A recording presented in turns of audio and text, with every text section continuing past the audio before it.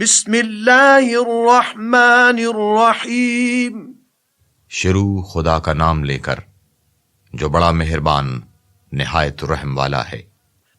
آسمان کی قسم جس میں برج ہیں، اور اس دن کی جس کا وعدہ ہے، اور حاضر ہونے والے کی اور جو اس کے پاس حاضر کیا جائے اس کی، کہ خندقوں کے کھودنے والے ہلاک کر دیے گئے، یعنی آگ کی خندقیں جس میں ایندھن جھونک رکھا تھا، جبکہ وہ ان کے کناروں پر بیٹھے ہوئے تھے، اور جو سختیاں اہل ایمان پر کر رہے تھے ان کو سامنے دیکھ رہے تھے۔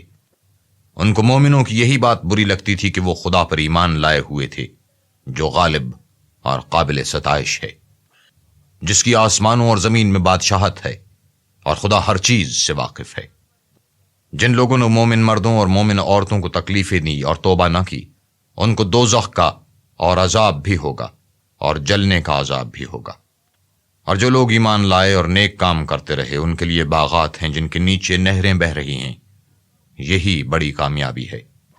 بے شک تمہارے پروردگار کی پکڑ بہت سخت ہے، وہی پہلی دفعہ پیدا کرتا ہے اور وہی دوبارہ زندہ کرے گا، اور وہ بخشنے والا اور محبت کرنے والا ہے، عرش کا مالک، بڑی شان والا، جو چاہتا ہے کر دیتا ہے۔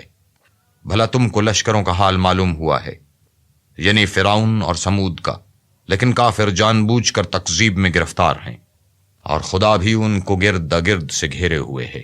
یہ کتاب ہزل و بطلان نہیں، بلکہ یہ قرآن عظیم الشان ہے، لوح محفوظ میں لکھا ہوا۔